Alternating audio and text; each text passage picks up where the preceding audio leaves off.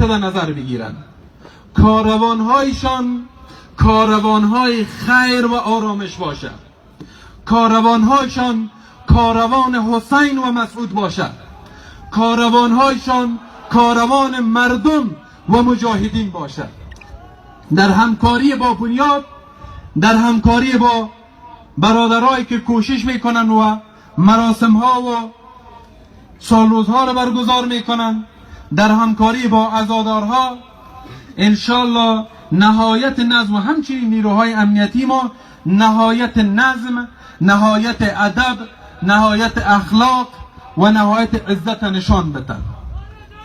الله اکبر، الله اکبر، الله اکبر. بسیار امیجه شجاعانه، صادقانه به نمایندگی تک تک شما میگم، در کابل به هیچ عنوان حضور و نشان دادن صلاح قابل قبول مردم کابل، خرد و کلان کابل، پیر و جوان کابل نیست.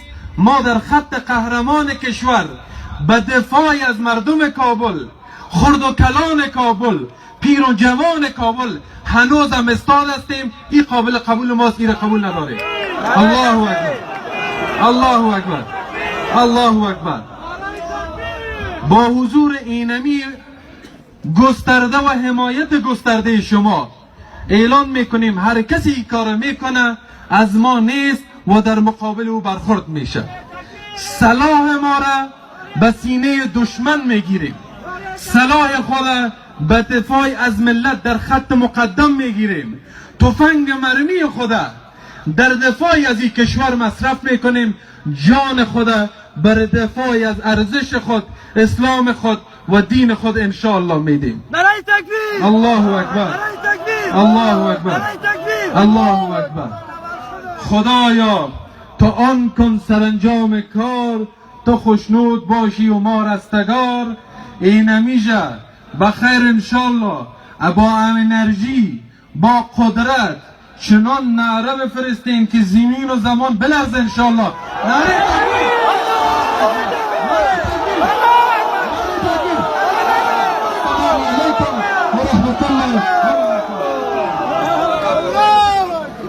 برادران دعای ختم دلته د پنجشیر په بازارک ولسوالۍ کې خلک د پنجشیر د زمري د ملاتړ لپاره راغونډ شوي دي. دا خلک د احمد مسعود سره چې د طالبانو د افراطي ایډیالوژي پر ضد د مبارزې لپاره د خپل پلار پر ګام ایښی ملاتړ کوي. آرزو و آرمان پدرم آزادی، استقلال، عدالت و برپایی یک نظام اسلامی معتدل بود. به او خود باورمند میدانم و مسئول تعقیب امی آرمان. احمد مسعود 12 کلن و چې پلار یې د القاعده شبکې د 2 غړو په حمله کې ووژل سو. احمدشاه مسعود د سپټمبر تر 11 چې پر امریکا تروریستي حمله وشوه 2 ورځې مخکې وژل شوی و. هغه په افغانستان کې د وسلوالو طالبانو پر ضد د شمال ائتلاف رهبری کاوه او د هغه له قتل سره امریکا په سیمه کې یو مهم متحد وبایله. نبود پدر هم سخت بود و هم انگیزه داد. احمد مسعود له ازادي رادیو سره په ځانګړي مرکه کې وایي چې د خپل پلار اتلولۍ ته په کتو سره یې د بې پلارۍ له سختو ګړیو سره د مبارزې توان پیدا کړ. گاه یک پشتبانه و یک پشتیگاه همیشه سخت می باشه، اما با اینمی داد الحمدلله همیشه تانستیم که به غمو فایق. احمد مسعود اوس په خپل 10 کلن دی. هغه د بریتانیې په معتبرې شاهي پوځي اکاډمۍ ساندرز کې خپل زده کړې بشپړې کړې او کلی کور ته ستون شوی دی. د پنجشیر په دره کې سپینږیري او مخور هغه ته د ځوان رهبر په سترګه ګوري او یو ستر مسئولیت د هغه پر اوږو ورایښی دی. و امروزی نیاز بود که اوجی صاحب احمد داخل میدان شود و بتانه یک حرکت را و یک آدرس مشخص را در داخل افغانستان شکل بده و این آدرسی باشه که امید برای تمام ملت افغانستان و همه اقوامی که در افغانستان زندگی میکنه یک آدرس مشخص و یک امید. احمدشاه مسعود ته د افغانستان لوی جرګې د ملي اتل لقب ورکړی دی. د هغه زوی احمد مسعود خپل سیاسي سفر له هغه ځایه پیل کړی چې پلار یې هلته خاورو ته سپارل شوی دی. تشنه اتحاد و تشنه صدایی هستند که صادقانه به خاطر اتحاد و عزتشان بلند شود. احمد مسعود د طالبانو او د امریکا د مذاکرو مخالف او ټینګار یې کاوه چې په افغانستان کې د سولې په اړه په روانو مذاکرو کې باید د افغانستان حکومت پر میز ناست وای. وقتی که ما میایم یک شرایطی را، یک اوضاعی را برای سرنوشت یک ملتی را تصمیم میگیریم، این باید در روشنی و آگاهی همین ملت باشه. واشنگټن د سپتمبر په 15 نیټه چې په کابل کې خونړۍ حمله وسوه او ولسی خلک ووژل سو د سولې خبرې له طالبانو سره لغوه کړې.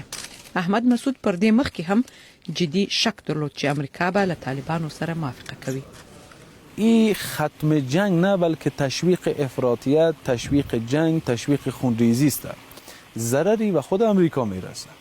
امضای یک طرفه یک ابرقدرت می امضا میکنه امرای یک گروه. باز در اینجا تمام کسایی که دست به خاطر خشونت و به خاطر جنگ زدیان روحیه میگیرن. احمد مسعود د داسې رپورټونو په اړه چې د طالبانو مرکچیانو غوښتل چې د افغانستان دولتي سیستم په امارت بدل کړي اندیشنه درلوده. شکل نظام آینده افغانستان و تغییر نظام آینده افغانستان از نظام و شکل به یک ترتیب جمهوری اسلامی به یک شرایط مثل امارت اسلامی فقط و فقط و فقط همه پرسی و تصمیم مردم افغانستان میتونه تغییر بده و علاقه. این دیگه خط سرخ مردم افغانستان و ماست. احمد مسعود باور لري چې کډیر خلک د طالبانو پر ضد ودرېدل بدلون خامخا راتلای شي. ما یک فرصت فوق العاده و طلایی میدانیم. جنگ و خونریزی افغانستان همیشه دیگه صد راه پیشرفتش بوده، صد راه اتحاد و اتفاقش بوده و همیشه باعث شده که ملت ما و مردم ما و چیزی که شأنشان است و حقشان است متاسفانه به اون نرسن.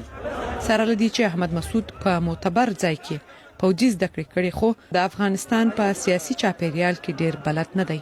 د دې جګړې ځپلي ولس د اختلافونو حل او د هغوی د پرمختګ لپاره د احمد مسعود سفر به له ستونزو خالی نه وي.